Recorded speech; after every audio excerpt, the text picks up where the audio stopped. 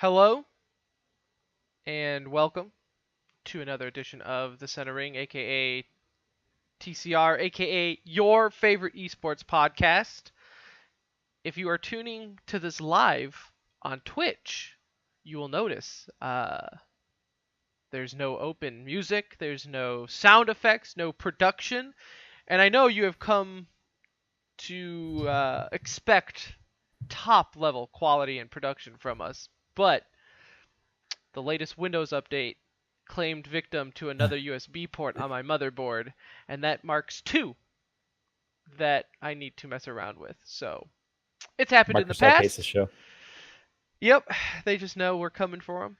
But if you're listening to this in the podcast form, you'll never know because through the magic of post production, I can input music and intros and all that fun stuff to where you'll never even know there was technical issues. But hey, the show must go on, and that's why we're here. This is episode 128, coming to you live, pre-recorded from an undisclosed location. The date is October 29th. The time is 8:42 p.m. Central Standard Time. We are the Center Ring. Go check us out on Twitter at the Center Ring.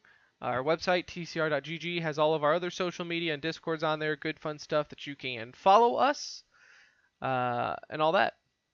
Updated YouTube. Updated YouTube, yes. We have updated our YouTube, so now it actually has our actual streams on it. So if you ever wanted to see what our beautiful face is, and you can do that. I'm also editing our stream as I'm doing this live. We have a wonderful show for you today. It might even be the best episode ever. Not only do we have e-news at the end, like we always do, we have some rules to get to for the upcoming Call of Duty World League. The CWL announced their first rule set, always subject to change. In fact, it already has since their release just a couple days ago. We'll talk about things they got right, things they got wrong. I think more of things they got wrong, but we'll get to that. Uh-huh. We'll get to that. It's not just us, it's the pros also. But to start the show, let me introduce the crew. We have a Nuge. Hello, Nuge. What's up, fellas? Now, hey, just a heads up. If you are watching this live, you also waited about an hour and 10 minutes for us to start today from our scheduled time. So we appreciate you hanging in there. Nuh-uh. We were 15 minutes late. It I says on the thing Monday, 7:30 p.m. on our little write-up there on our We'll have to update that. No. little editing required. No, Yeah, then yeah. that's Twitch goes off of Eastern time then, or maybe I thought they went off of Eastern time. Yeah, But so that's we're a on good time. reminder. Noosh. Good reminder. Let me say hi to Brett, and then that will bring me back to something I need to tell everyone. Hello, Brett. You don't have to say that. Hey, All right. hey, how's it going, Good. guys? All right. So show announcement. We are going to start streaming a lot more, and I say a lot more, a little bit more on Twitch. Not just the show, but just us playing games. We're always, every night, typically playing a game together, because we're the three best friends that anyone could have. And we're going to start streaming there. It's not necessarily always going to be esports. This Wednesday on Halloween, I'm going to stream Outlast, some spooky game. It's a scary game. So I was going to stream that on our Twitch, which is just twitch.tv/thecenterring. So I was going to stream that on Halloween night. If you're into it, come check it out. Come follow us. So we want to. The goal is like we really enjoy our listeners and we always love interacting with them. And Twitch is kind of one of the easier ways to do that, or at least broadcasting it. So we wanted to start using that a little bit more often than just once a week. So the new schedule is always subject to change, but Monday we are going live around 8:30 p.m. Central, and then Wednesday, Thursday we'll be live playing some type of game at 9 o'clock Central. So that was the terms and conditions that my wife signed off on, and the household is happy. The household is happy. So. Now you got to get her to play Outlast. I'll tune in for that. No. We'll stick with what we have here. No We spooky don't games for your we wife. don't want anyone getting in trouble. You know, we You don't don't want need your that. Twitch career to end before it even No, begins. I don't need any of what she says on air. Mm-mm. But let's get into today's show, shall we? Because we do have the Overwatch World Cup happening this weekend. And not only that, it's all of BlizzCon. But in this episode, we're really just going to talk about the World Cup. This is what, the third World Cup they're doing it. The second Yep. one where it's really an actual World Cup that you should care about, and not just YouTubers voted in by fans. Yeah, first We one was a we was don't bring interesting. up the first Overwatch World Cup. It Like, was what? You don't recognize Tim Tatman as one of USA's top Overwatch was he talents? one of the USA guys? I don't even He was remember. he was voted. He was voted in. He may not have accepted it though. Who were the popular streamers back then that were Oh Dude, in the man, first no, I one? mean no, they no, were no. all That's the playing him. thing. It wasn't even like super popular streamers though. Like you would have like Team Mexico was like some YouTuber with like maybe 200 subscribers or something. Like it was, they were going deep, deep in the Deep player into- pool. Like that Deep into was. that 50,000 player pool that could be pro. Yeah, it was They're diving deep not a into that. lot. So yeah, 2016 was Siegel, Stir, Tailspin, Adam, Gods, and Messer. Okay, those are good players. I mean, some are retired, some are trying to make their way back into the Overwatch League, but that's a solid roster. No, but It's there were not other bad. ones though that were not. Yeah, Like not no. even not even players that were considered I mean, they were literally just like casual streamers that played it. Um, but we're past that point because we do have the actual World Cup. Um, it is at BlizzCon like it is every year in Mhm. Anaheim, California, where the prize pool is. Well, actually, it's not even a prize pool. You just, as long as you have qualified up to this point, you're getting $16,000. Doesn't matter if you're first or last, you're going to walk away with that amount. So it is kind of like one of those rare tournaments where you are just kind of playing for bragging rights in esports. We don't really get that a whole lot, but we do with the Overwatch World Cup. I know before we get to this point, a lot of fans were saying like, why isn't Blizzard really focusing on it? You know, we just aren't seeing as much publicity for the qualifier stage or anything like that. And quite frankly, it's because the qualifier stage sucked. Yeah, I mean, you had your in every regional qualifier, you had two teams that you knew were just better than everybody else, and they probably didn't want to advertise that because you watch those games and it's like, okay, well, I'm not going to tune in for, the to BlitzCon because it's not going to be a competition. When in fact it is. It's just the way they set up the regions, kind of I kind of mean, sucked, and I mean, but Overwatch, it's still very regionally dominant in certain countries. I mean, you see this in every esport, right?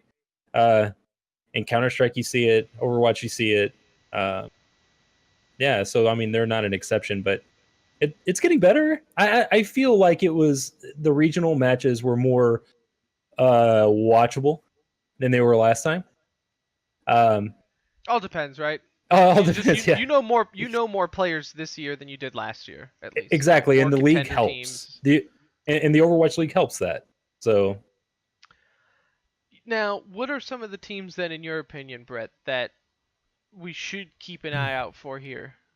I mean, if you're kind of looking, from bottom tier, to me, there's two teams that are just better than everybody else. And South Korea, go figure.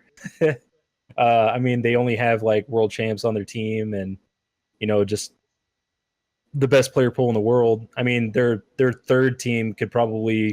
compete against the USA team, uh, and make it close. And then the second is the team I just mentioned, the USA squad that are playing UK.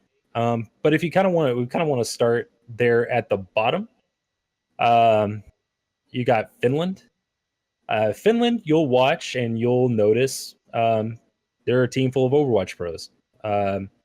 Most of them weren't really starting for their squads, but uh, in World Cup terms, that's a solid squad.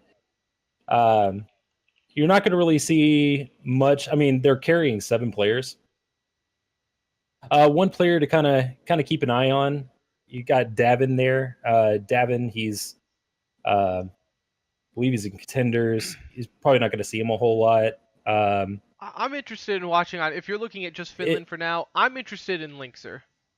yeah, That and I Link's I am not bought in on Linkser, dude. well, I mean, he's kind of hit or miss, and which kind Literally of doesn't hit really. or miss. Like that Yeah, is the issue. Is that it he plays Widow, and he either hits or misses, and to me, and I noticed his last World Cup, the dude is not clutch when it comes to a Widow duel. no, I mean, he has times when he shows out, but they and you could actually say that about two of the players on their team in Taimu in the Overwatch League last year. How he started off just cold as ice, Hmm.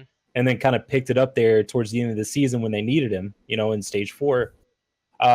So which is not really. I mean, there are roles in Overwatch where you could be a little shaky and still be fine, like support and tank role. I feel like you could have an off day and still do well, but where you need consistency is in your DPS. And those two guys, if you're just looking at last year in the Overwatch League, weren't the picture of consistency. But that being said, they're better than China, so I see them going on to the semis.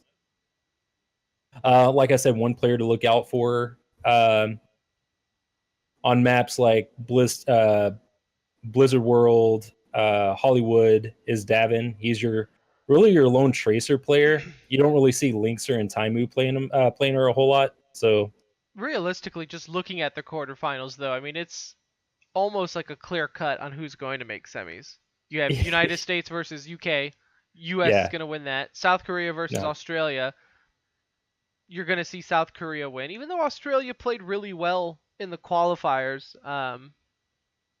For every point you just made, though, like you don't even have to yeah, talk about South Korea and why they're a favorite. yeah. I mean, you just look at the roster, and I mean, you can make arguments where, maybe there's some maybe someone got slighted. I feel like Fleta wasn't really the best Fleta that we've seen, in towards the end of the season last year. But they're probably bringing him there for that versatility. I mean, there were times last year in the Overwatch League where Fleta literally played like 5 different DPS heroes in one map in Junkertown. I believe was one of the maps that he did that in, and he dominated on all of them. He could switch on the fly. He's very versatile in that regard.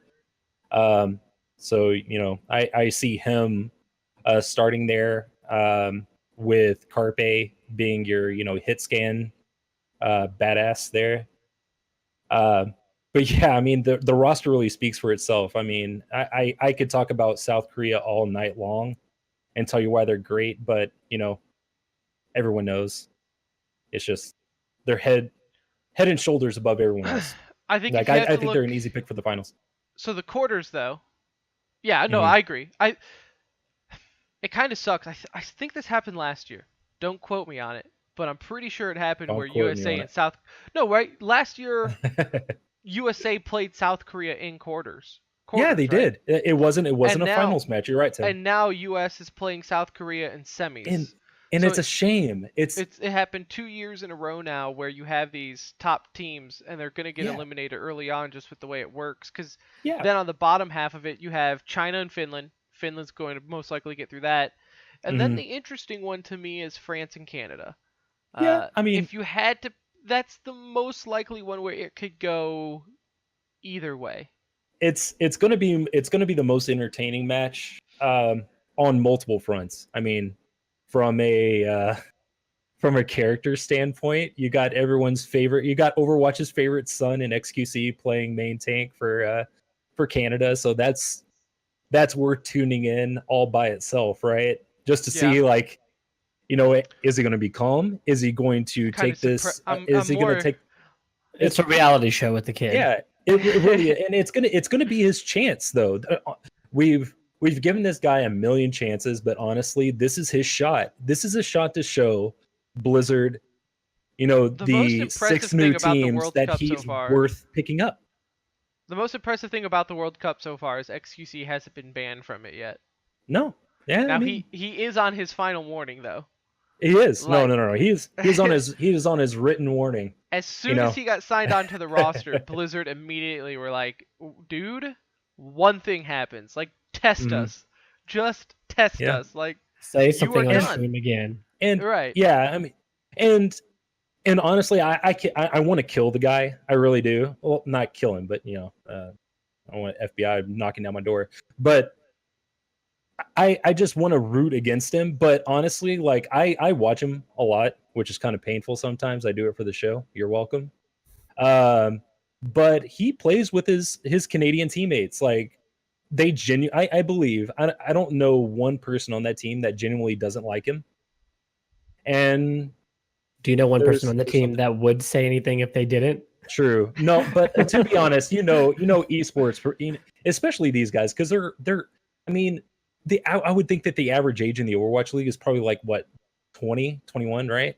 And young guys are typically more vocal when they don't like something or like somebody, and you're not hearing that right now. So I guess credit to him, but this is really his We'll see. this is his shot. The This is his Fuel were final also shot. really nice about him until he was off the team, and then they were like, And then "No, he definitely had an issue. Like yeah, he we definitely tried to was help part of the him. Yeah. problem." Yeah, I mean, they did everything they could to make him, to accommodate, make him feel welcome, and he's just not a professional. He wasn't. Bottom line, he didn't treat it seriously. So that being said, he's gonna be their main tank. He's gonna be their focal point. We'll see how he does, how he handles it. From a Something non-gameplay else. standpoint, oh, go ahead. Well, go ahead. If we're still gonna stay on XQC, there's one other person that. No, go ahead. that Go was, ahead. I was gonna okay, move away from well, the games and talk about something else with the World Cup. yeah, So keep an eye out for. and for those fuel Dallas Fuel listeners, someone to look out for, Crimso. You're not going to know him. You probably maybe haven't even heard of him, but he is signed with Team Envy, so he's playing along, with Tailspin, He's on McGrady. their contender team. Yeah, he's on their contender team. So yeah, definitely, cool to see, a Fuel / Envious player, Envy rather, player out there, doing his thing. But yeah, that's Team Canada. I think that Team Canada is gonna move on. I mean, just from a talent standpoint, I think they're better than the team they're gonna be playing in France. Which you'll recognize half their squad. They played in Overwatch League. Their whole Really squad good did, except players. for wins.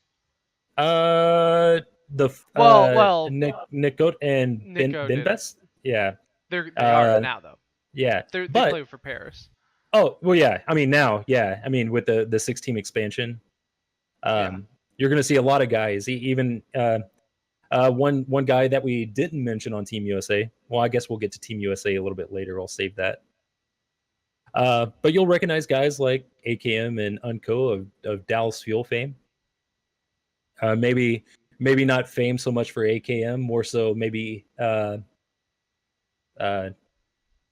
what's the word I'm looking for?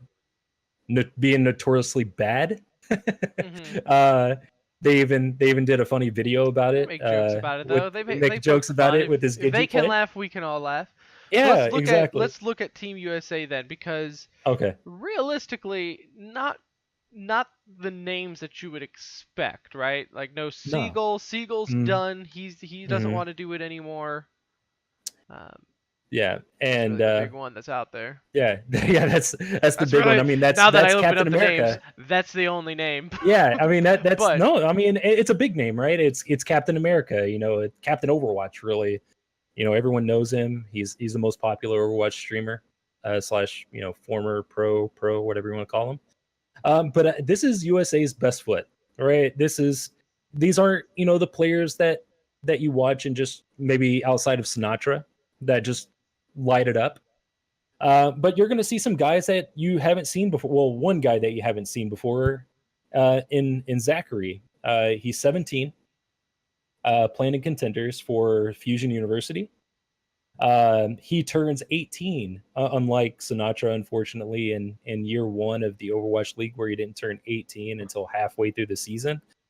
You'll get to see Zachary in full force playing for the Fusion next year, so someone to look at there. He's really a jack of all trades. In this current meta, where we really don't know how it's going to play, he's a nice little Swiss Army knife, if you will. But it's a solid team. I mean, you got guys that went deep into the playoffs. Well, really one guy that we got to really get a chance to look at for the Valiant in space. Just a solid diva, solid off tank. Uh, doesn't do anything like spectacular, like a Poco, lighting up the kill Right. feed with like a diva bomb or what have you. But he does what you need. He's solid. And really, you could say that about all these guys. I mean, they're just very solid players. I mean, like I said, outside of maybe Sinatra, there's really not anybody that's like MVP caliber um, on this squad. So, I mean, like I said, it's USA's best team from a It's their chemistry best team. standpoint It's just because a shame. there's no one tricks No, on but this again, team. they're playing South Korea in semis. I think South Korea is going to win the whole World Cup. Yeah, That's just. I mean, yeah, that's about 99% of the Overwatch community's opinion, which it's it's you I mean, it's can't root against them. no, no. So they've You won can't. every. They won last year. They won the year before that. It's just until someone beats South Korea, I guess you can't really count them out. But one How thing does to keep. seeding work there? Like, Um, why are USA and Korea on the same side? which is kind of odd because Korea, I think, didn't even give up a map in group stage. Maybe they gave up one map, but I I don't think they think they gave one did. up against I think Russia, they did. Yeah, or they not did. They gave Russia, up one, but whoever was in their and group, they gave it one. the USA went undefeated in their group. Um, you hilariously see Sinatra trolling XQC. Like every stream he puts up like 5-0, which is kind of funny. Um, but but yeah, I mean they were the Yeah, two best Russia. teams in group. Nope, South Korea also went 5-0. Man, I could have sworn they dropped. Yeah. Oh no, Well, I'm I'm saying they sorry. They dropped a won map. 5-0. They yeah, Yeah, okay. Yes, they dropped yeah, 2 maps yeah. in their group. So Uh yeah, that's what it was. yeah. So yeah, like you said, Tim. I We'll mean, see. it's really South Korea's tournament to lose. We will see. One thing to also keep an eye with the World Cup is that this is the first time you kind of get to see the new observing team ever since they let go Alchemist and some of that crew. So we'll see what happens there if it's even noticeable. Yeah, apparently they have some things that are going to change for the better and make it more We'll um see. better the viewing experience, but we'll see. We'll We'll see. see. They They lost did a add that talent. new thing now though, where if you have that all access pass, where you pay money for, uh, I guess now they actually did it to where you get something out of it to where you have. It's kind of like Go TV, right? Where you can go in and follow individual play, like you are your observer for the match. So Can maybe people can finally try to see how difficult it is to observe Overwatch. can they retroactively go back and, like give the people that did it year 1 a chance to Yeah. like still have it, because year 1 was a mess. No, it was terrible. That was a We've terrible even talked about it on the show, like when terrible Overwatch mess. first came out, we were like, dude, I play Overwatch like all day and I still don't know what the hell's going on. Like this is Mhm. rough. Yeah. In other Overwatch news, real quick, and then we can get to the CWL first rule set.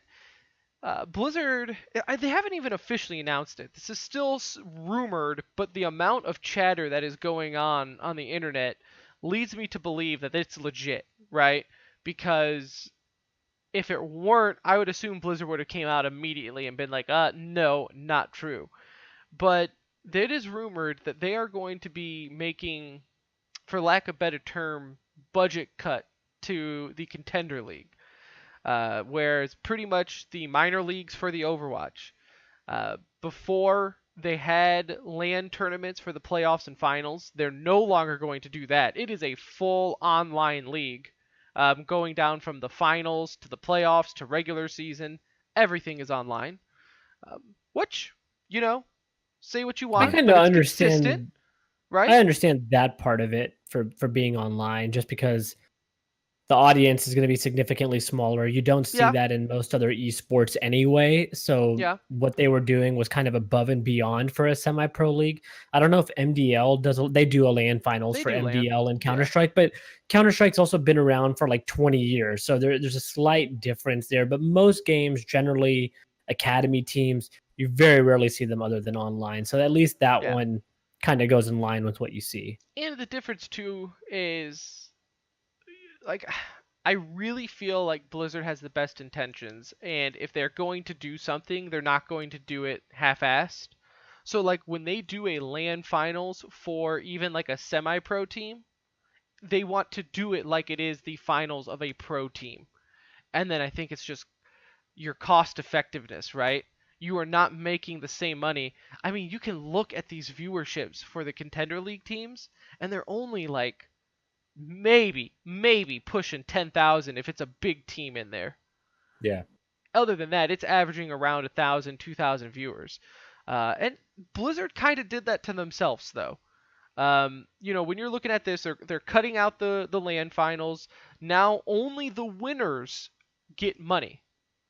So there's no second, third, fourth place prize at all. You have to win if you want anything, which Mhm.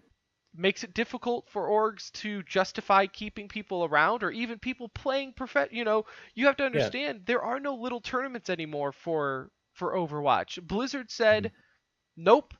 We are not going to do grassroots. There will be no third-party tournaments. We are the people who are going to run this. Uh-huh. This is the way you become a pro. You have they kept saying road to pro, right? Yeah.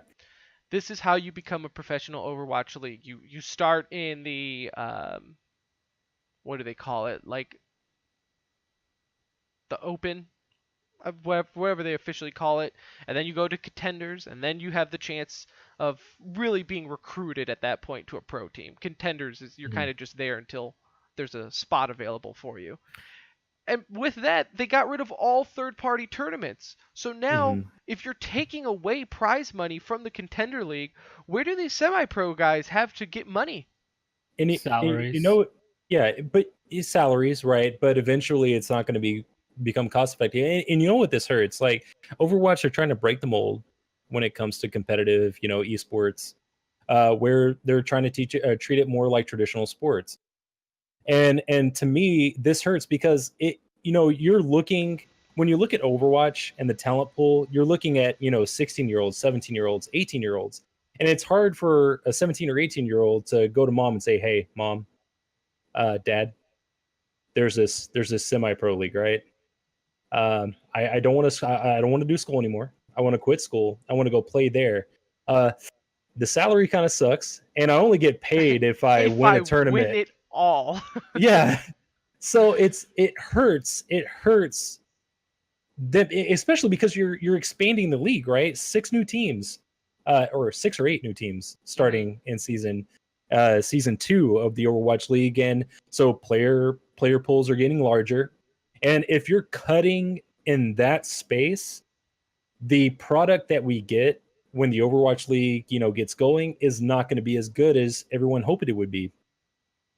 So I hope they rethink, the See, contenders and treat it more like a minor league, like a traditional. I mean, if you're going to act like traditional sports and you're going to expand, then you need to treat your minor league system, your contenders system, like a traditional I'm a little bit sport. on the flip side of that, just because when I look at league expansion being 6 teams, in my mind, that money is coming from somewhere, right? You have to put more resources into maintaining the league. You have 6 more teams to just coordinate in terms of. I mean, I feel like there's just a lot more money invested.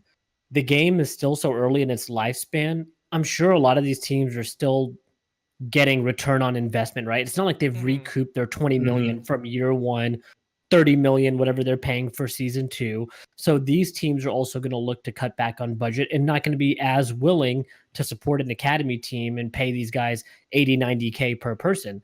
And then when you want to correlate it to real sports, you look at minor league baseball, for example. Guys are making 30, 35K. They have second jobs in the minor league system. You look at the NBA D League that they have right now, their salaries just went up to 100K or 125K after being around for like almost 10 years now. Prior to that, they were making like 40, 50K salary on average. Yeah. And that's NBA money we're talking about, right? That's like a whole different level of what the leagues are willing to put in to support a semi-pro league. So this kind of falls in line with what I would expect. I think they hyped up contenders early on. Now they've pulled a lot of that player base out and they've gone into the actual league. And that's really going to be a true building league versus what it was last year, where there was a ton of pro potential in that league. A lot of those guys are now filtered into the big boy leagues here. Yeah, but that being said, if the pool or the price tag to get in the league raised, which is only going to attract like the bigger players, people that can afford this. I still don't think paying these guys a minimum salary that makes them comfortable isn't going to hurt overall the bottom line. I mean, they're already paying what, 30-40 million dollars to get into the league.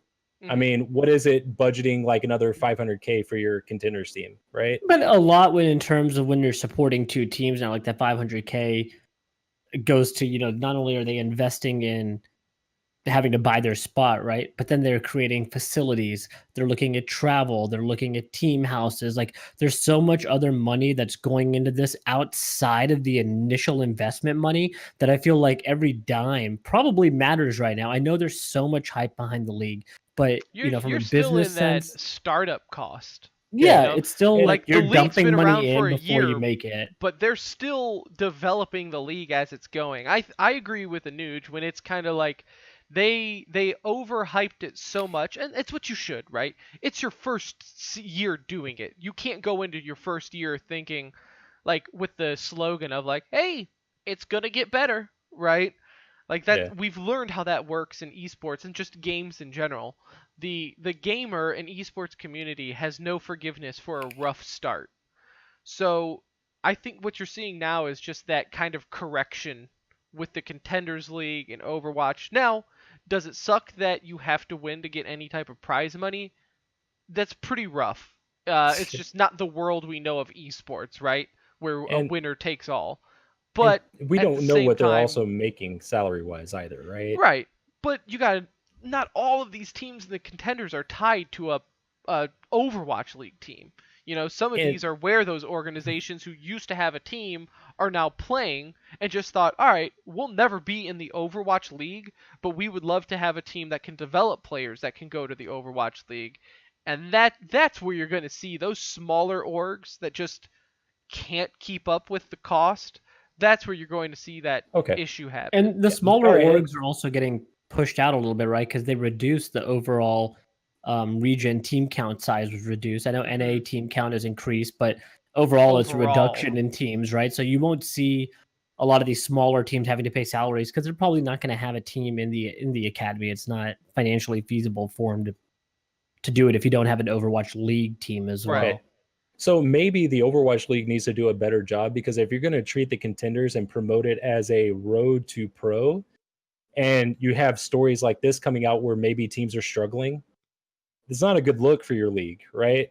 Like it's not a good look. So maybe if they're going to promote it as road, then they need to promote the teams a little bit better, and then maybe supplement or do something to help the players. I don't know. But how many people from Contenders this year, y'all would know this most likely, how many team players from Contenders got a chance now to move up into Pro League, whether it's roster additions, plus the expansion, right? So, and I think their plan is probably to grow the cities over a period of time, right? I don't think they're just going to cut it off right now. If people are willing to give you like $30 million a team, Blizzard's going to be like, yeah, like, join our league, So and it is a global league. They need as many connecting dot cities as they can. Like, I guess my point is right now, if you're gonna reduce the team size and it looks like a negative, at least this is the time to do it because they can be like, hey, look, it really is a road to pro. Like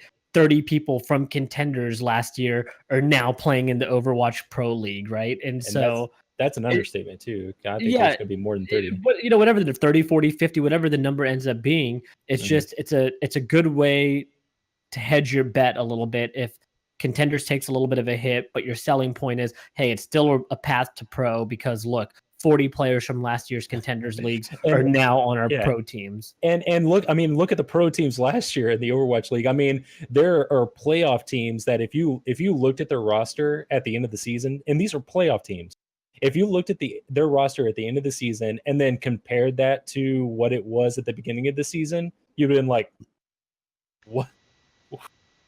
You don't even have half of your roster from the beginning of the season on your playoff roster. What's going on? So yeah, there's room. I mean, hell, in London, the league team who won it, pretty much cut their roster in half by the time the season was over.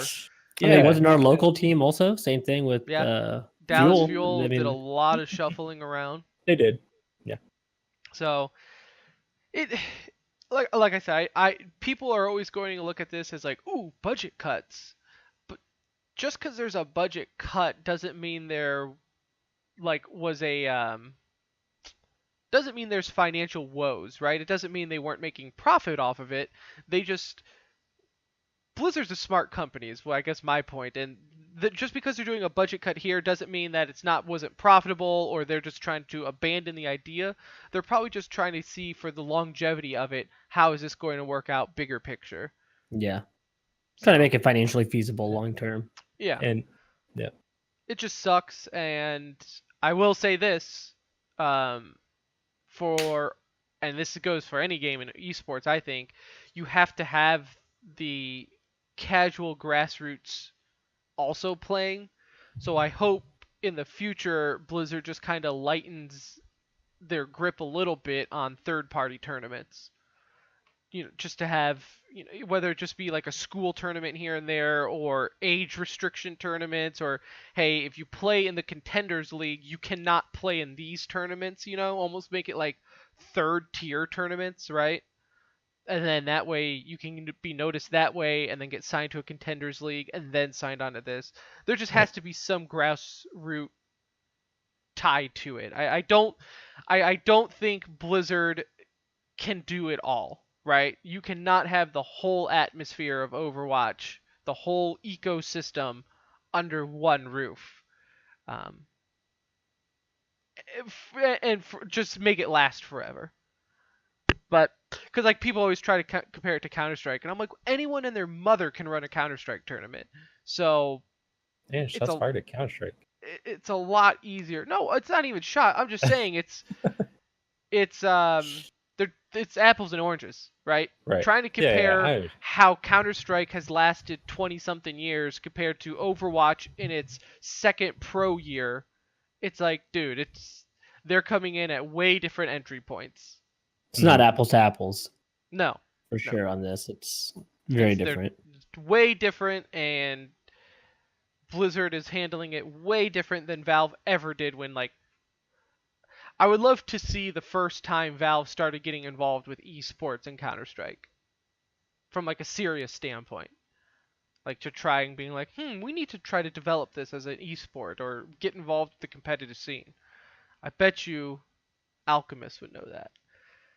It was in early 1.6. I mean, it was early on, but yeah, still, it would just be interesting to see what was their approach going into it compared to Blizzard's approach going into Overwatch. But Tim, we'll see. Can you handle Alchemist being on the show again? Can your blood pressure handle it? He just needs to learn who's the boss, and see what happens there. But we'll see. We'll see what happens with the World Cup.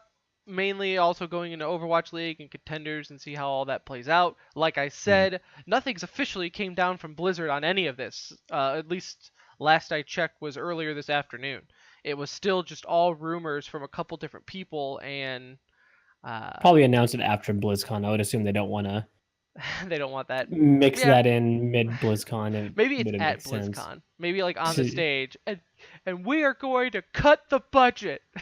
But we have a new hero. Oh yeah, yeah, with a rail gun.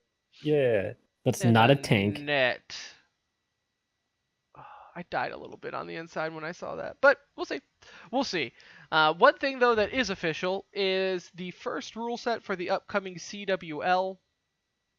They did announce what the pros are going to be playing on in Vegas coming up here in December. I want to say there were mixed feelings about this rule set, but I don't even think that's fair to say mixed feelings. I think about 90% of the people said this was complete garbage of a rule set for being the first one going into Black Ops 4. Yeah. Yeah, I mean, there were definitely some questionable, and maybe we should just break down the rule set before we I was gonna dive say, do into. you want to go kind of? I could give a general like overview Yeah. of it if that's what we want to Well, do, and then we can kind of dive in. the game modes Yeah, are game hardpoint. game modes with an Yeah, M. To get that traditional for the most part. What you word. see, you got hardpoint, um, search and destroy, and then this year replacing capture the flag, we have the new control game mode. Control game mode, for those of you that don't know, I'm not going to explain what search and destroy and hardpoint are. If you're playing COD, you know. Control is a little bit also. Hardpoint is Crazy King of the Hill.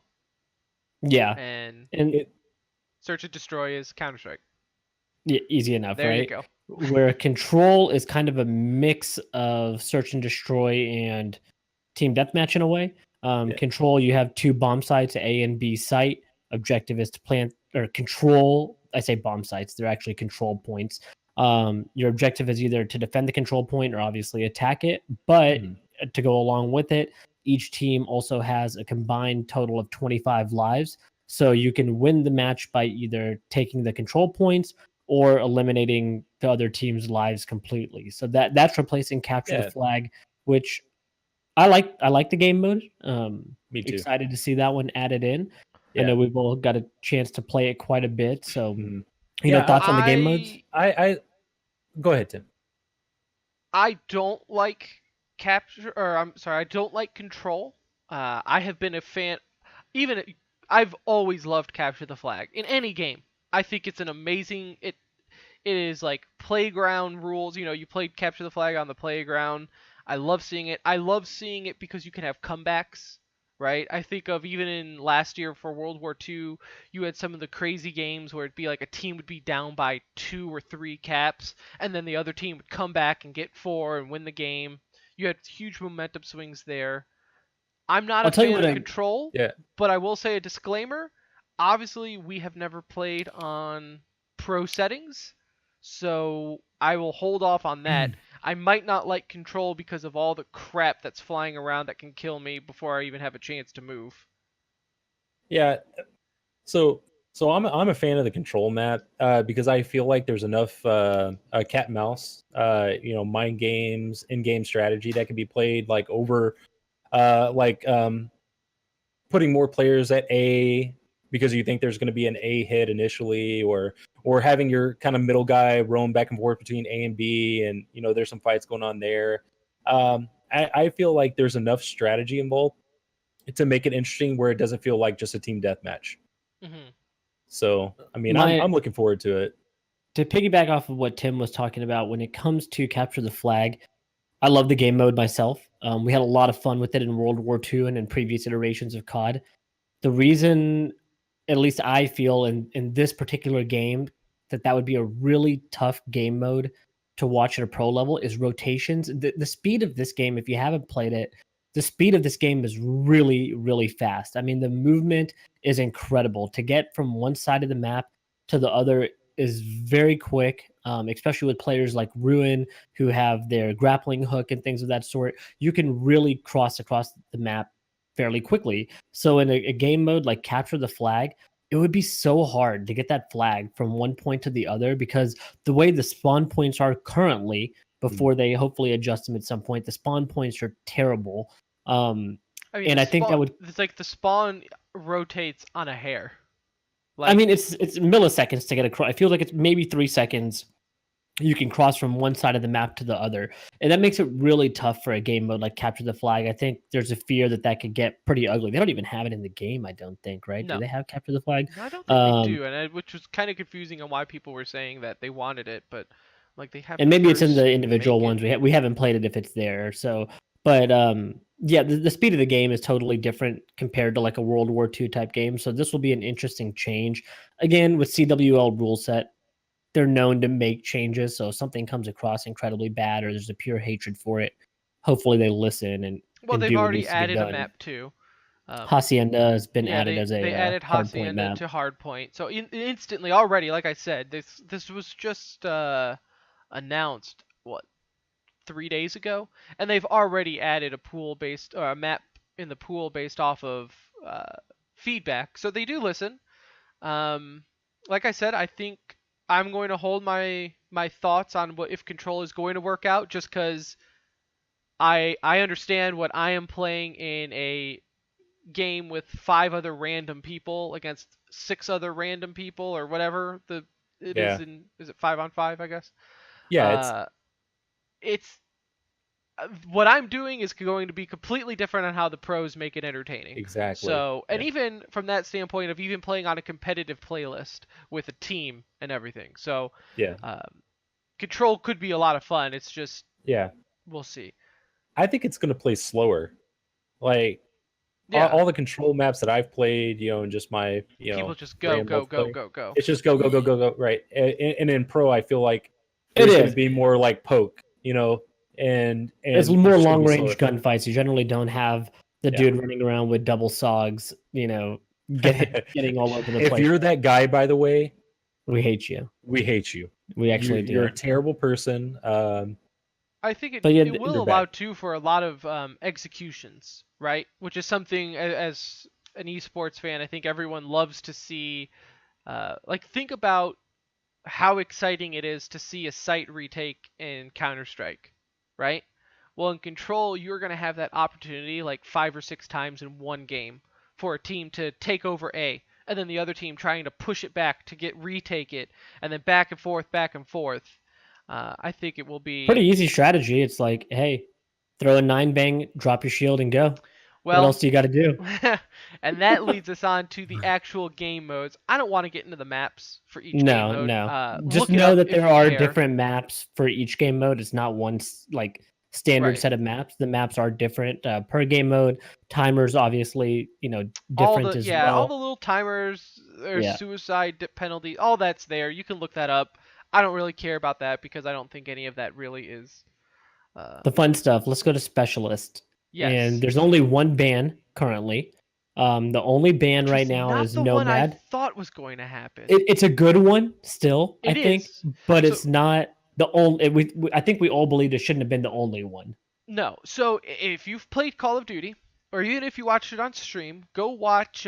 Summit plays a lot of um, just random, pug rooms and stuff. He doesn't always just play Blackout. He plays a lot of the normal multiplayer. You could watch some pros. They're starting to do pro scrims with the pro settings, but if you really wanted to get a feel for what the game is before any of the pro settings were in place, you got to find a streamer that plays it. And you can quickly see there are a handful of just how do I put this nicely and family friendly? Overpowered Overpowered abilities and uh, what do they call them? specialists, like their special Specialists. move. Yeah. I always want to say heroes or champions, just out of MOBAs and You're whatever. not But wrong. they're specialists, and I think okay. So Nomad, his ability is a tripwire, and he calls in the dogs. I think I like that. This is my opinion. Anything that involves like an AI, a self-controlled AI to kill, should probably just be out. The dog, I think it's ridiculous if you're looking at the kill reward. They kept the drones in there.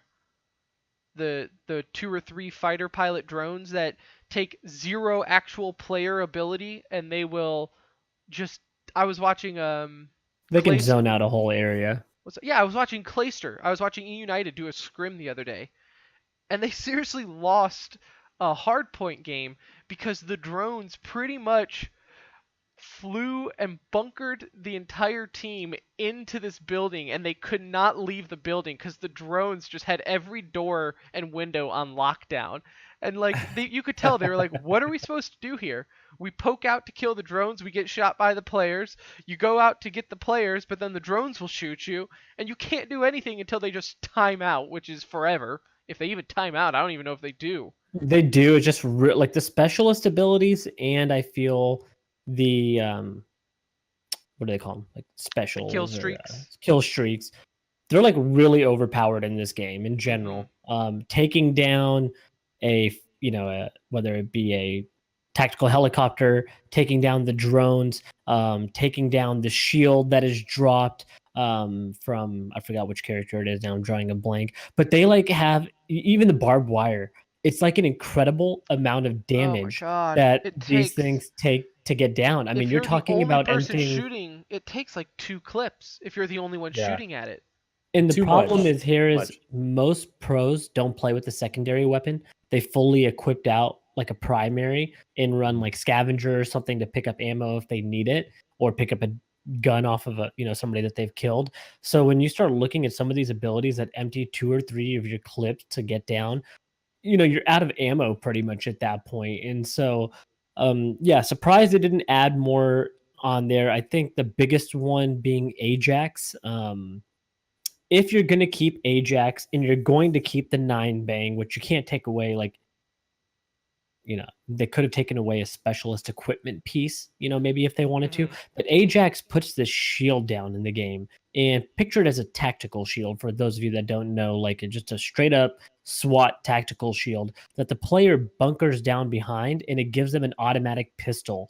And this thing is so overpowered, you can't shoot the player through it. You don't see any limbs to kind of hit, and he can control an area really easily. If for anyone who's ever played Rainbow Six Siege, Montaigne, it's like it's like him. It's a full body shield. So imagine a full body shield with a hole, like Danuj said, and you stick a machine gun pistol in that hole. And that you don't have to aim. I mean, I'm sure the spread on it's really bad, right? Like, you probably can't kill anything with the machine gun pistol. No. Lies. From distance. You can light up a hallway from a mile away and just kill everyone with it as you get not a scratch on you. I really thought Ajax was... So I was curious if they were going to ban specialists at all, or if they were going to ban, like you said, kind of like maybe one ability versus their special ability. They did both. Yeah. So and they banned the specialist in Nomad. All around. Yeah, and then the equipment side, only 2 equipment bans. The sensor dart, which makes sense because it's like you're not going to have UAV. You can't. If you're not going to have UAV, like the sensor dart could just be too overpowered, and if used properly on a hardpoint map or something, that's just I get that. And then the tac deploy, but the tac deploy is restricted in hardpoint and search and destroy only. It's available in control, which I don't understand the logic too much there. I'm sure there's like huge reasoning. I feel like because you can get to A or B super fast, like why not just ban it in all 3? But whatever. So they banned the sensor dart and they've banned the tactical deploy. No other equipment has been banned, so that does mean the 9 bang is in play. The 9 bang is a flashbang in Counter-Strike, except 9 of them at one time from all directions that also don't allow you to move if you've been hit by it. And so it is the most overpowered ever. Also tases you. It's like someone just threw the sun at you. It's a stun grenade and a flashbang hitting you at the same time, and it's not one of those things where it's a line of sight. It can be anywhere in your vicinity, and it gets you. And so a very overpowered piece of equipment that I think every team will be running in Ajax for sure. I think that'll cause them to eventually go look at that. But I think those were the key hits there from equipment and specialist standpoint. Yeah, and I was telling Tim today, the pros should take advantage of this and really cheese it. Just cheese it. No gentlemen's agreements, none of that. You're setting the tone for future pro league events. So cheese it up. make it unwatchable, make them change it So because you it's and that is something that the Call of Duty pros will use a lot are gentlemen agreements. Like in World War II, you had it to where it was the M1 Grand. I believe it was the M1 Grand. Yeah, it What was yeah, they same M1 one. just Grand. it wasn't officially banned, but it was a single shot rifle and it was just really overpowered because it took 2 or 3 shots to kill people. And if you recall, we talked about it on the show one time. Clayster used it in a tournament and Yep. dominated with it. They were losing, he switched to it, dominated, they won, and everyone was like, "Wow, like, dude, Bro. we like that's like a rule. Like, we just don't do that." Um, and I think you're going to see the same thing with a lot of cases in this at the moment. Like Ajax, I don't think you're going to see Ajax used in Vegas. I would be shocked if I saw a pro use it, just because they know, right? They know like this isn't cool. I don't feel like a badass with a shield and a machine gun pistol just destroying everyone as I sit in a corner. Um, but I also agree with you guys. I I don't agree Use with it up. I don't agree with gentlemen agreements. Like, sorry, dude. The league made the rules. You have an issue with the rules? Go talk to them about it. Because you know what? It's not like they didn't have time to talk to players, not only pros, but of fans or casuals, and be like, guys, from a competitive standpoint, what would you like to see? Right? I think I would rather have seen them ban too much now and then later add it in, thinking, you know what, the gameplay was Mhm. kind of boring. Maybe we should add Ajax back in and use a shield. You know, maybe we should give the 9 bang now. But to start by taking it off, because it's like, if I feel like if the casual people are bitching about it, like chances are the pros are going to bitch about it even more. Yeah, and Yeah. when you talk about equipment, like obviously with Ajax and with them banning the dogs, I'm a little surprised they didn't end up banning the seeker mine also. Because the seeker Hey, mine is hey, also you it's OP. I you mean, leave that alone. it Leave is it like alone. if you're gonna ban an automated AI controlled item, which the seeker mine is, just like the hunting dogs, the only difference is the dogs come and bite you in the ass, and this thing you do have a slight chance of breaking out of it if you use it immediately, or if you also spec into something that allows you to get out of it quicker. That thing But has a mind of its own, though. I mean, if it gets you and you don't see it coming, you're Uh, done. So I think that's one that'll also get looked at depending on how you see it used, how often it's used. Because again, even on a map like a hard point game mode, throw that seeker mine out at the right time, and that can I do think quite a go bit of go damage. find him, boy. Go you're find gonna him. see. I think the Go same find him. thing will be said about Firebreak and his reactor core. That is where, again, for those who might not play but maybe you watch, that is where he like pretty much sets up a mini nuke, opens it up, and then anything. It's a giant AOE that hits through floors, walls, anything like that, and you really can't get away from it. And you Um, can't kill him. He becomes the Hulk. and again, Like, I'm just looking at this from a pro perspective, right? uh, Like, I feel, because I even do this playing casually, a lot of times you don't even use that in a sense of killing. You use it to zone out people. Yeah, you Um, clear out a room. yeah, like, okay, we are 10 away from winning this hard point. I'm just going to sit by the door and use my reactor core for 5 seconds of those 10, and they won't be able to even get near us. And guess what? If they are around the corner, I'm going to see the little damage tick, and I could tell you guys, yep, they're around the corner. yeah. Now, The bigger there is issue with friendly fire. Firebreak is that it's layers, right? Right. So you can get somebody on a second floor or a third floor as long as they're within this little like circular radius of you, Yeah. Yeah. and that's infuriating with And that. and we've bitched about this in other leagues, like in Overwatch, where an ulti could be canceled out by just like an E ability, right? Right. Like, and it's same here. Like you have an E ability. It's not even an ultimate, right? It is. Um, Oh no, no, it's not. Yeah, it's not. It's not. He's got a flamethrower, right, as his Yeah. ultimate. Yeah. It's not even an ultimate, and it can win you the game, like you said, Tim. At the end, you just stay in a room, Zone them out. open up that bad boy, and good luck getting to me, dude. Like I Because said, there is oh my friendly God. fire, so that might you know, you never have to worry about that in casual friendly fire, so your team can just run through that and kill everything with you. So That'll be a big deal, maybe that will help. I didn't see as much yelling about fire break, and you know what? You made a really good point there. That could be the reason I haven't seen too much hate towards Because of the friendly fire break. fire. Well, yeah, because that's a lot of damage very quick, and if you're zoning out the other team, you're also zoning your own team out, except for you. So, um, interesting to see how that plays out. They did have some weapon restrictions, not many. I think the weapon restrictions that are in place are actually pretty good. A couple of LMGs here with the Titan and the Hades. You have the VKM, and then you have both the shotguns, the MOG 12, which is the single shot shotgun, which with attachments can be highly overpowered, as we've all seen, and then the auto shotty being banned as well.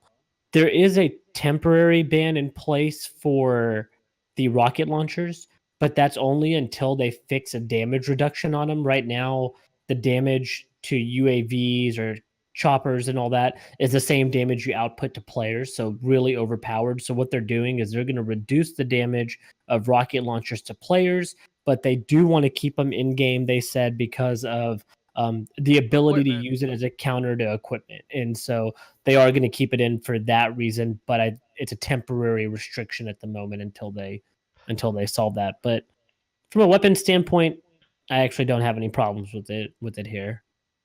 I will say it does irk me a little bit that the fact that the whole reason we have to keep a rocket launcher equipped, which takes away from using a perk or an attachment, is so we can kill barbed wire. Like, Yeah, that's pretty rough. Or you have to use it to kill a blast shield that also has like an a AoE sound radius. barrier that will just absolutely destroy you. So, but at least they are working on that. Some other restrictions as far as attachment goes. Some big ones here: high caliber, laser sight 2, rapid fire, steady grip. You know, you kind of see those banned in every Call of Duty. I feel like there's always those.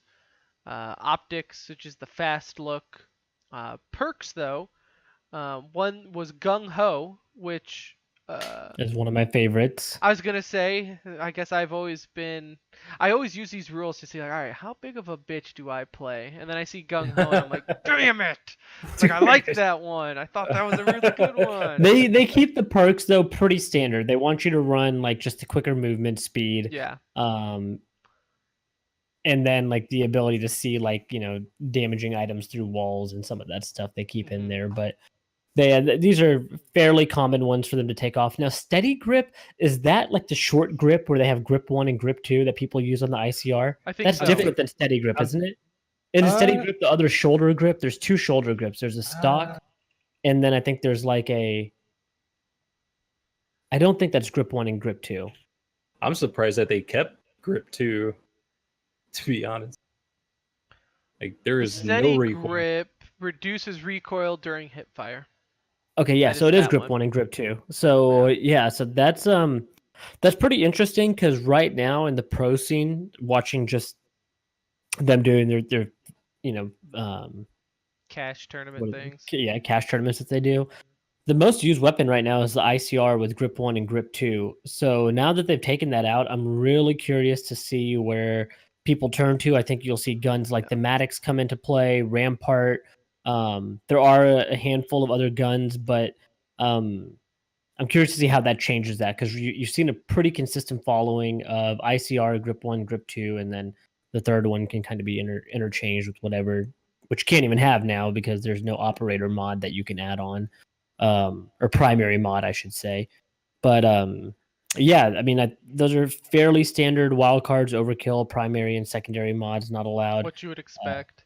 Yeah, score streaks, you have UAV is not allowed, which is always there. Care package, counter UAV, obviously unnecessary. And then Sentry, and thank God, the Mantis. Tim, like you said, I agree with you. I just had flashbacks from the Mantis.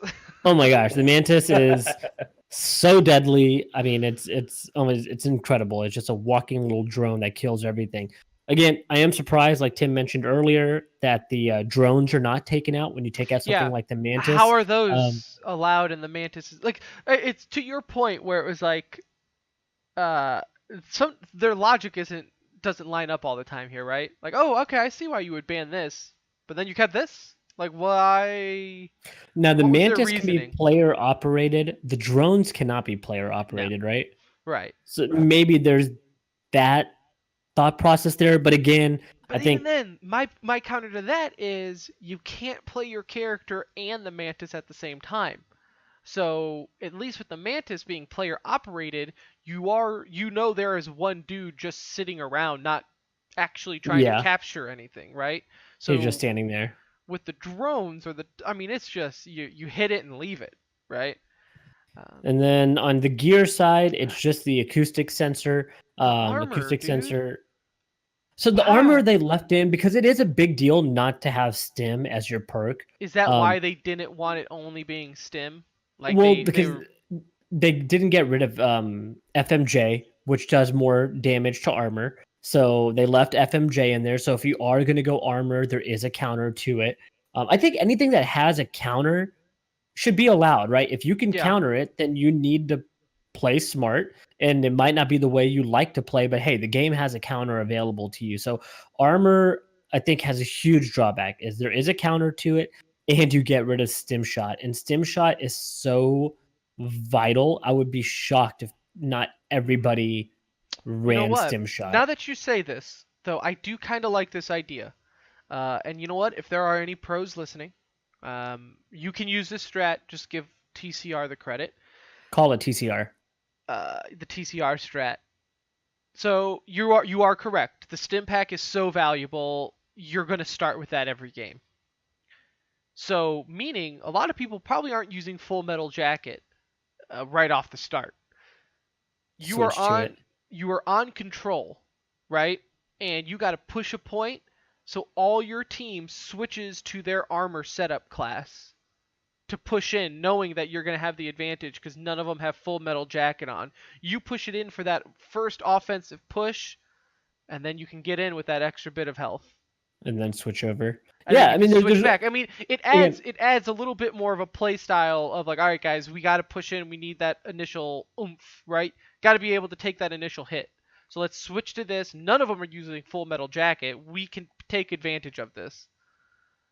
yeah, I mean, the game I is kind of already like it. so vastly different than what the normal person is playing.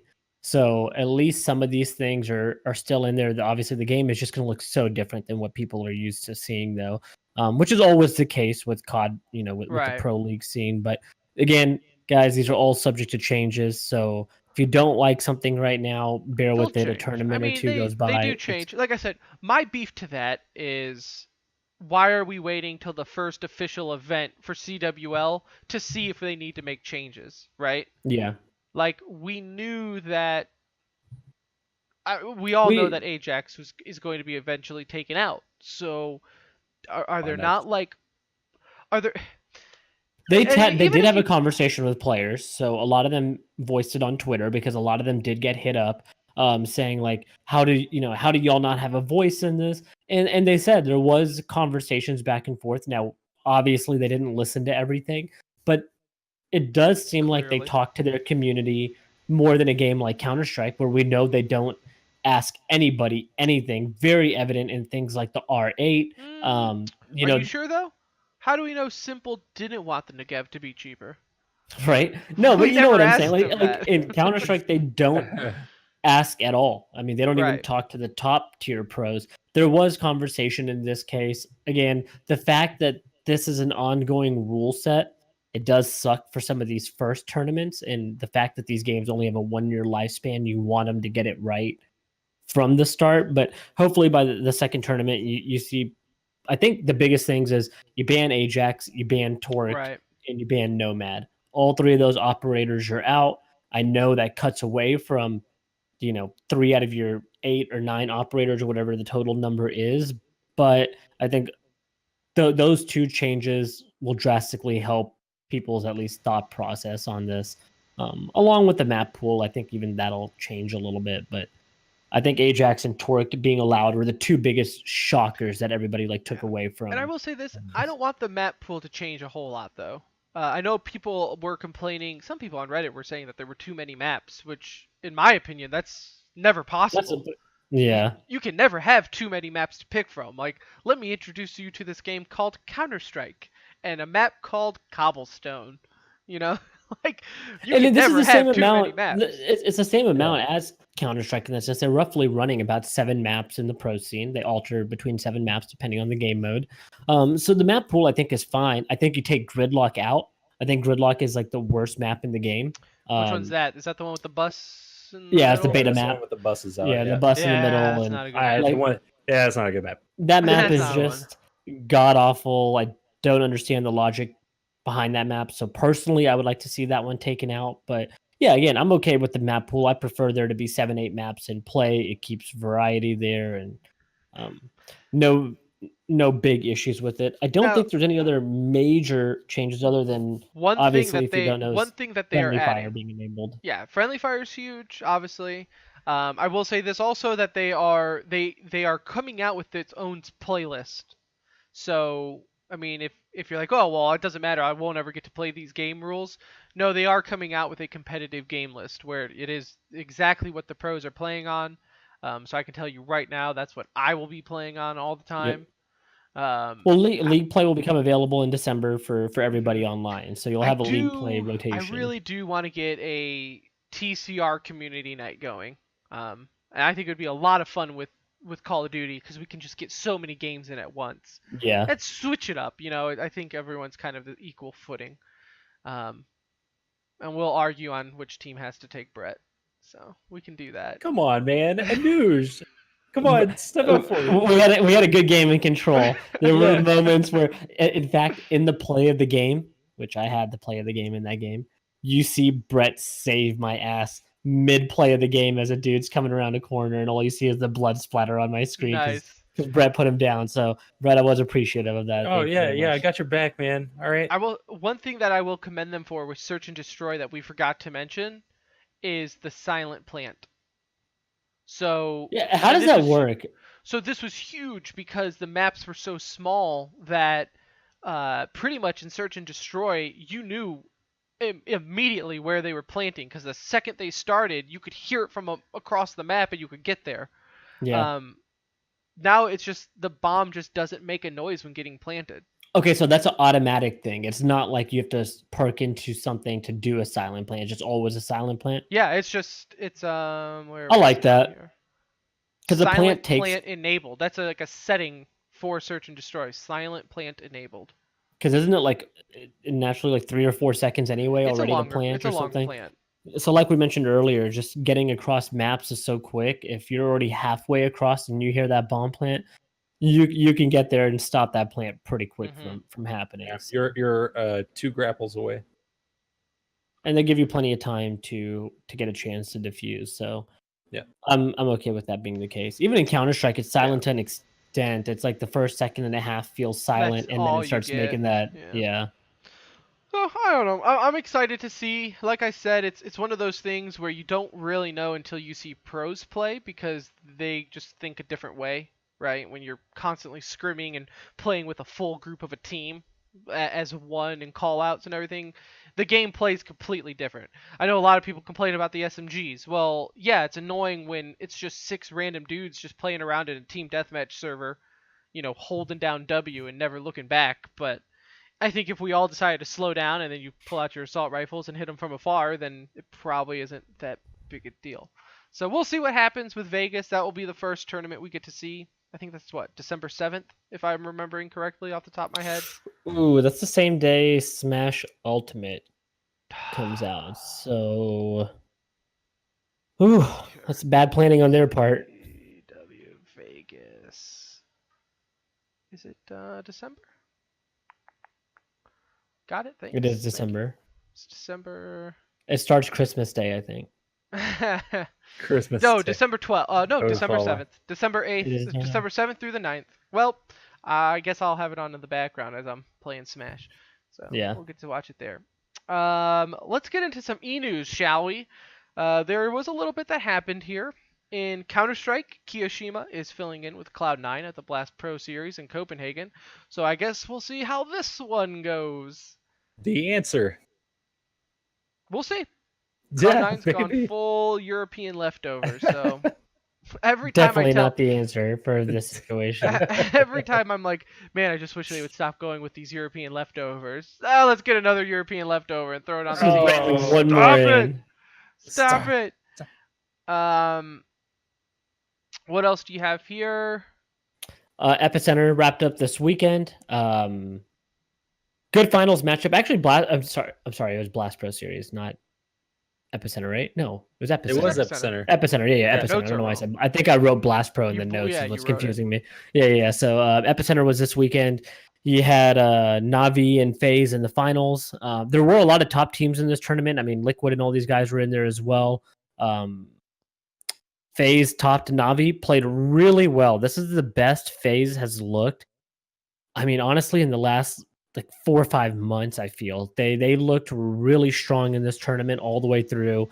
Very dominant. They weren't dropping maps. They were doing kind of what we would have expected FaZe to be doing. But they finally turned up this time. Simple played amazing again. I think it was great to see Nico and Simple both at the same time playing at their top level. I think Simple led an overall rating. Nico won MVP, but yeah, they had some really good teams in Epicenter, so that was fun to see, and FaZe topped it there. In other CS:GO news, you had James Bardoff make his response video to Thorin's video that we talked about last week. It's not as spicy as everyone was hoping. I don't think it's the drama everyone was hoping, but to me, I think it was satisfying. Yeah, I wanted fists flying, right? I wanted to see Bardoff just be like, "All right, Thorin, let me tell everyone all the Basically secrets just about said you." everything was a lie is what it came down to. It was a 5-minute video of him saying this was wrong, that was wrong, except for the Sponge thing, which we all kind of talked about briefly. But and maybe his thought process was, I'm an owner of a company. VP. I'm also a VP of a company, and well, is he VP? Yeah, like VP of Yeah, marketing. he's not owner. Oh, okay. He's all right. just Well, in he has the a company. stake. He has a stake in Yeah. Facer, right? Yeah. But He can make maybe he's just decisions. like maybe a business decision not to get in a war of words. I don't think he has to, right? Especially Thorin. I don't think anyone has to get in a war of words with Thorin. I mean, it's kind of a losing battle, right? Because Thorin's also is. not going to stop. So no. if Bardoff were to come out and go like balls deep on Thorin right there and really just hammer it home on him, Thorin would have had a rebuttal video that's about 4.5 hours long tomorrow. And so, I mean, he's working on it right now. It's for a 5-minute video. It's kind of what I expected, but I was hoping for more. Like I was hoping for it to be spicy. It comes down to there's probably truth in all of it, right? Yeah. What Thorin said, I'm sure it was blown up. I'm sure his source was probably a disgruntled caster who got paid lesser than what he thought he should, or maybe he thought he should be treated like a king and he wasn't, so he went to Thorin. And it's just like, when I complain about my work to my wife, it makes it seem like I want to quit every day. But in reality, my job's not that bad, right? If you complain to your buddies, it sounds a lot worse. And then so you're probably hearing that side of the story from Thorin, and then Bardoff was like, no, I mean it wasn't. That's not true. He gave, to give you like just a 20-second recap for those of you that were listening last week. He came out. The big points I think were Daps and Threat that Thorin made. Like, how the hell do you hire these two guys? With Daps, Bardoff's response was, hey, we thought it would be cool to have an active in-game leader, somebody that's currently playing against the top tier teams. You don't usually see that on the analyst desk. It's somebody that's retired or been out for a little bit of time. So they thought it would have brought a different perspective. Well, they were wrong. He sucked. Like, that should never happen again. But that doesn't dispute that point, though. Like, that is a good point going into it. Yeah. I get, like, what Bardoff was saying, and maybe that is the real reasoning. I do still think money played a part in that decision, because if you were willing to throw whatever money you could at someone, I still think you should have hired the best talent. But at least his answer gave a logical standpoint as to why they selected Daps. Threat, he basically just said he likes Threat. He thinks Threat's a great analyst. It has no ties to DDK and their working relationship. Again, okay, great. They like him as an analyst. Most people, however, found him to be quite dull or boring. So I don't think it makes the decisions they made right, but at least there's like a logical decision Right. behind it. And then with Sponge, he did agree, saying like, "Hey, we should have had him in the earlier rounds and not brought him in a little bit later." Um, Again, I think that was a no-brainer. Sponge is the best analyst we have on the scene right now. He should be involved in as many aspects of your tournament Yeah. as he can. And then the last rebuttal, I think the big one was we didn't hire ESL. people from ESL, and they had Machine.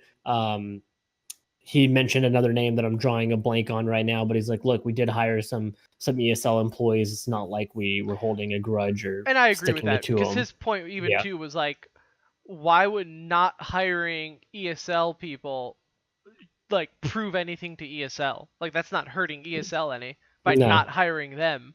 So I do, after he said that out loud, I was like, oh yeah, I guess you're right. That doesn't really make a whole lot of sense.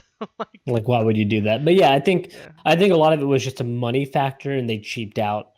That's why they made those decisions. Now, yes, that was probably the reasoning behind picking those people. But I think to get to a Daps and a Threat, it had to be like, okay, we're not willing to pay these top guys. What can we get for this budget? Okay, let's go this route because blah, These blah, guys blah. are good. So, Blah, blah. It doesn't change the fact that the major was still pretty dull. oh, yeah, for sure. I mean, that Yeah. doesn't change my thought process at all. I'm thinking it was by far one of the most boring majors from a jabber standpoint. Like there just wasn't a lot of banter back and forth, and Yeah, it I think kind we of can just say it is focused on the game. most boring major. Yeah, it was really just waited for the games to start, right? Because Yeah. in between and when there was delays, there was nothing exciting going on stream. In League of Legends, we talked a little bit about it last week. Cloud9 was eliminated. Fnatic ended up sweeping them, and Invictus Gaming ended up sweeping G2. Yeah, both were like really bad blowouts. Unfortunately, I did wake up for the Boy, G2 game, and I thought about it, but I did not. watched a little bit of it. Once it got to 2-0, I went ahead and called it a night again. Back But to yeah, I mean, both of those were complete blowouts. So they play Next Fnatic and week. Invictus play each other Monday. Next Monday in a week. Is it Monday or Sunday morning? I don't know, bro. I don't get these international It times. might be like early Sunday morning our time. Every website decides what time they want to use, and it's never consistent with the other one. It's like, hold up, this is like Swedish time, and then this one's like American time. I don't understand how people in Europe know what the hell is going on. But that's why they schedule everything on our holidays. In other news, Drake invests in 100 Thieves. And along with Scooter Braun, so that's like huge. They're both part owners now. And Michael Jordan is part of an investment group, including the Tampa Bay Lightning owner, in a $26 million investment with Team Liquid. So that's really just another way of saying big money is getting into esports.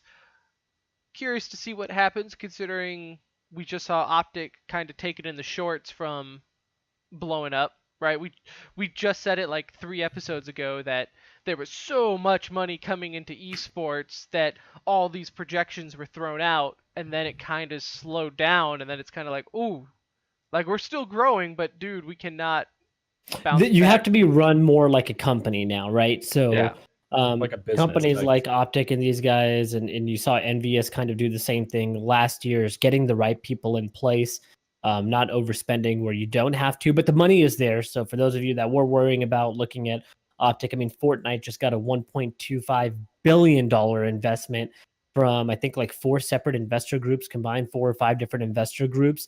1.25 I don't get that. billion. I mean, what do you mean? That amount of money going into a game, as far as like an investment that for a game that's Fortnite has shown one thing, and I think this could obviously be a segment on a whole episode, so maybe we won't dive in too much. We were all talking about what is Fortnite going to be in esports, right? They've shown it. Fortnite is taking a completely different path, and they're going to be a casual esports game. They're going to be a game that continuously makes changes to keep their world feeling alive, keeping it active. Their money comes from the casual audience. Okay. It's not like Counter-Strike where your skins, like $500 skins, are being bought by people that only play the game at a very high level. Yeah, there's a couple of random kids here and there that probably do it. But Hey, Brett. Fortnite's money is coming from What's up, dude? the casual player. And so their I goal is sold to it. appeal to the masses.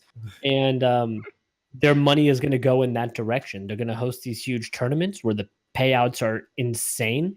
But they're going to be a casual esports game. And I think that's an interesting, unique, segment to kind of capture that's not there right now. Yeah, too bad the game sucks. That does it for this episode. And on that note, If Have you're fun listening, playing this Epic, stupid I am still a game. fan. I'm still a fan. Man. boring. But that will just about do it for this episode of the Center Ring, aka TCR, aka your favorite esports podcast. I thank you for bearing with this episode with my goofy sounding mic. I guess it's time to install all the drivers and reinstall them again on my computer for like the upteenth hundredth time. Thank you a lot, Windows Update. Appreciate you. But we'll get the audio working next week, where we'll talk about more esports stuff. Oh, we'll recap BlizzCon, of course, as we always do our full BlizzCon episode. So that will be next week. Follow us on Twitter at The Center Ring for all your latest updates. Our Twitch, again, you can get that on our Twitter or our website, tcr.gg. We will be, or at least I'll be streaming on Wednesday. So come watch, have fun. I hate scary stuff, so I'm sure it will be at least a little bit entertaining for everyone. And I think that just about does it. So for Anuj, for Brett, I'm Tim. We'll see ya.